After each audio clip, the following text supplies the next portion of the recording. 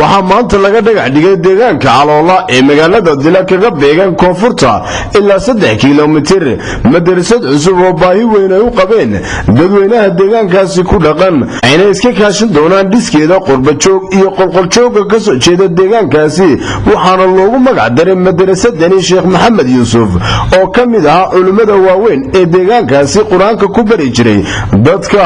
waxaana madashaasi goobjoog ka ah culimadiin wax garab qurbajoog iyo waliba badi dadweynaha deegaankaasi ugu horeyn dadka deegaankaasi oo ka hadlay halkaasi ayaa aad iyo aad u soo dhaweeyay dhismaha madrasadani laga hirgelin doono deegaanka Caloola ee degmada Dila ee gobolka Dhagax ikhwaan filaa masaajidada oo biyuuda Ilaahay ah iyo madaarista oo kuwa kalaamka Ilaahay lagu baranayo waa meelaha u qaalisan ee Ilaahay subhanahu wa ta'ala u fadliga geliyay يعني waxa weeyaan sadaqad tijaariye noqonaysa nabigeenu kaleey salaatu wasalaam waxa uu leeyahay qofku yani marka uu dhinto amalkiisu wuu go'aa waxaan ahayn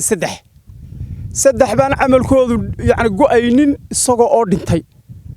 mid waa sadaqad tijaariye waa sadaqad soconaysa waa wax ama isagii uu la baxay markuu noolaa oo isagoo dhinsan shaqaynaya ama yani cidii uu dhalayba ay bixisay oo isagii u shaqaynaya يعني قفكي أو دينتبع عمل كيس الصعنية مدينة ولد صالحة أو الدعية مر والبيله والتي جدا بدأ في لحظة مدينة وحويا وعلم لقوا انتفاعه أو يعني كهرو أو سي يعني شقينا يسقنا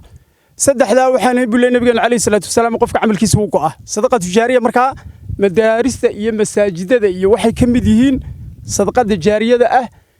يعني وحويا أنت شقينا صورنا بأجريس قفك وصعنايو قرآن كريم كأه يد فضلي سنة لبدا حديث إنه قرآن محمد عليه تبلوغ أيابا إنك فلان ورسول الله عليه الصلاة والسلام وحا إني يقول خير بدن قفك قرآن كبرتا يكبر يقول النبي عليه الصلاة والسلام وأنا مهتنتهين وحنو باهلين عنا وهالكني وحنو أغاني ما قادني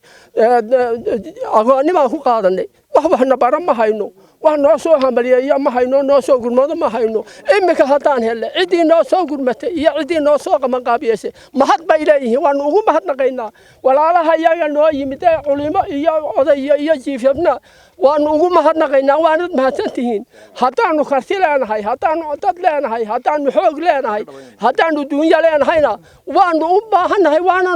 نقينا وأنا نودي أرسلنا هاي أنا أرتب ما حد نقيا عدي سوق كمان قابيسة عدي نوكنتي مدرسدن aniga ku hadlaya afka deegaanka loo keenay madrasadani oo aad iyo aad ugu indhalaa waxbarasho la'aan iyo aqoon la'aanba inta kadib waxaan diyaar u nahay wixii hawl qabada iyo wixii hawl aan ka qaban karano ama adduun ha ahaato ama xoog ha ahaato ama si kastaba ha ahaatee iftiinka ay imku nooga horeysa inaan wixii aan qabsan karanaba si adag uga qabsano madrasadan maanta la dhagax dhigayo ee loogu magac daray Sheekh Maxamed Yuusuf aaye aniga horta saaxiibkaygu ahaa habayna bardaagii baa haayeen Soomaaliya bi xaga casabada saas u yahay ta kale maanta waa waxa aad u qiimo badan maalin dhaweed waxa dhacay bar dhaweed ilma yar baa dhintay markii la asaab wadaad la doono warmihii laguma tukan shalay wadaadkii baa loo kaxeeyo kolkaas lagu soo tukaday waa yaan dareemka dhulka ka jirta baadiyaha waxa weey inaan diinta barano oo dadka la baro oo aan waxa ka baxsana hadii jinaasadii wax ku tukada la waayo waa khasaare weyn bay nagu dhacaya waxaan leeyahay qof kasto oo wax kala garanaya iyo qof kasto oo waxa qiimeynaya waa in loo dadaalo oo la suuro geliyo waxaan doonano dadka caruurta leh imka halkan deegaankana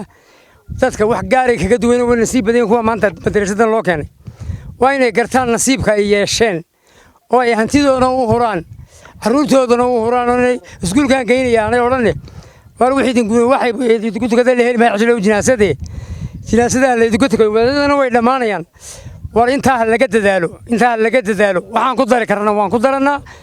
geestiisa waxaa halkaasi ka hadlay Cali Cabdullaahi Khayro oo kamid ah qurbajooga deegaankaasi ahna shakhsiyaadka gacanta ku haya dhismaha madrasadda cusub ee maanta la dhagax dhigay ayaa si qoto dheer uga warramay baahida loo qabay madrasaddaasi maanta la hirgelinayo isku sheegmayno madrasaddan iyo magaca ku qoran madrasaddan horteed Malcaamad bay ahaan jirtay sida taariikhda lagu hayo goob halkaas oo sheekhu ka dhigi jiray cidii garanaysa dadkii ka soo baxay maanta gudaha iyo dibadda waa laga helayaa beelaha reer nuur sheekh ana aw bare iyo dila iyo deegaanka reer nuur iyo jumhuuriyadda gudaha waa laga garanaya magaca mooyaane manfaca meeshan geli doona ka soo bixi doona wada leenahay maalka geli doona la wada leeyahay faman yacmal misqaala daratin khayran yara waman yacmal misqaala daratin sharran yara qof kasta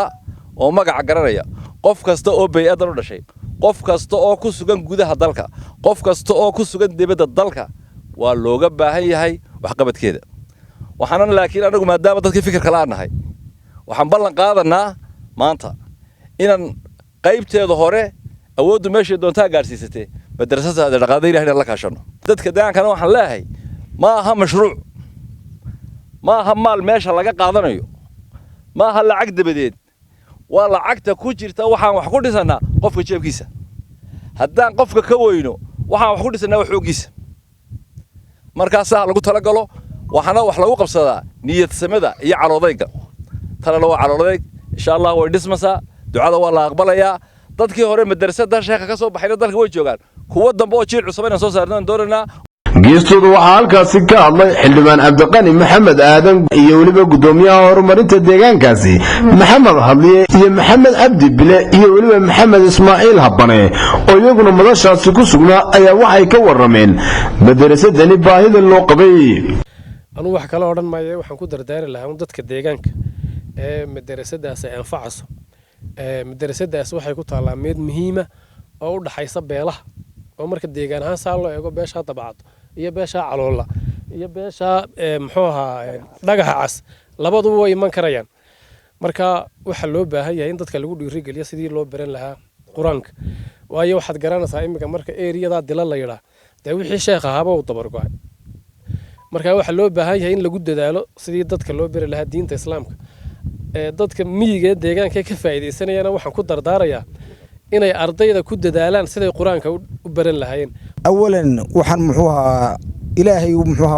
uga baryeynaa inuu naxariistiisa janno ka waraabiyo sheekhul beledkeena loogu magac daray madrasada maanta aan dhagax dhignay ee halka la joogo ilaahay u naxariisto ilaahay kuwa jannada mubashiriinta Allah ka dhigay isaga magaciisa jiro maanta muxuuha de fadligiisa unaga madrasada ugu magac darayna wixii la iskugu magac daray quraanka inta hadii la dhaafo ilaahay dadka dhulka degan dad buu wax la doonaa ilaahay isagoo muxuu ahaa umadiisa waxa uu la doonay isaga og hadduu qofku garto markaa de alxamdulillah hadduu garan waana wax kale noqotaa meesha halkaa maanta aan taagana dadka ku xeeran biyadaasi waxa muxuu ahaa soo doonatay madrasada oo la dhagax dhigayo oo la dhisayo billahi kariim oo dhismi doonta ilaa masaajida waxba lagu dari doona halkaan ka doonayna insha Allah taala gaari doonta laakiin muxuu mudan yahay quraanku uu ka duwan yahay waxyaalaha kale oo dhan muxuu kaga duwan yahay diintu waxay ogoshahay yani qofkeeda inay hesho haddii qofkeeda uu dayacana diintu nusqaan baa laga qaadaa ilaahay waxaan idinka baryaa kuwa nusqaan ka qaadina soo dhaweeyay ee hore ugu maran la ka dhigo diinta ku tiirsada halkan maanta aan joognaa waa dabacado qaybta Caloola la yiraahdaa Dhagaxaska wixita meeshan imika waxa degan kolka sida loo eego ilaa 200 oo guri oo bilaa madrasada waa wax ilaahay laga magan galo ummadda inta leeg inay bilaa madrasad noqoto inuu qofku bilaa quraan noqdo waxaan leenahay maanta hadii Allah yiraahdo madrasada Sheekh Maxamed Allah naxariistiisa loogu magac daray in la dhiso qof walbana uu ku darsado inuu qofna qof ku maartay oranin cid ha dhistay nin walba sadaqada uu baahan yahay nin walbana wuxuu dhiso wuxuu sadaqad ku darsado saadka waan cunaa dhaylan nin walba 20 ka ugu yar 20 $3 $4 buu cunaa war nin walba ku darso nin walba ilmahaagana waad keeni waliba anu waxaan ku sii dardaarayaan ku dari lahaa madrasadu waa in masaajidna hesho madrasadu waa in masaajidna hesho madrasad bila masaajid ma noqonayso haddaan ka hadlo arrimaha imakaan iyo qabanqaabada madrasadani waxa horta saldhigeega lahaa adduunka yar iyo waxa la soo bixiyay ee inaan ku bilowno hadduu alla yiraahdo doonaya qolo deegaanka ee qurbo joogtii deegaanka ayaa soo bixisay adduunkaasi waxaan isku fikirkayga isku raacnay in meeshii laga qabanqaabiyo wixii aan laga dhiso madrasad oo la ka bilowno madrasadaasina aan ugu magac daray Sheekh Maxamed Yuusuf raxmakumullah ilaahay u naxariistay ayaan isku raacnay waxaan ugu mahadcelinayaa dadkii ka soo qayb qaatay ee qurba joogga ahaa waxay soo bixiyeen halkaas soo bixiyeen in maanta aan ku bilownay halkaas madrasada dhagax dhigii hawshana aan bilaabi doono waxaan kaloo halkan fursadda kaga faa'iideysanayaa maanta meel kasta ay joogaan in ay ka soo qayb qaataan qurba joogta deegaanku oo madrasadaasi dhamaystirkeega ilaa iyo inta ugu dambaysa ka soo qayb qaataan oo nin walba fikirkiisa iyo adduunkiisa iyo abkiisa intaba uu kaga soo qayb qaataa ayaan halkan uga dirayaa dadka deegaanka ee ka soo jeeda deegaankan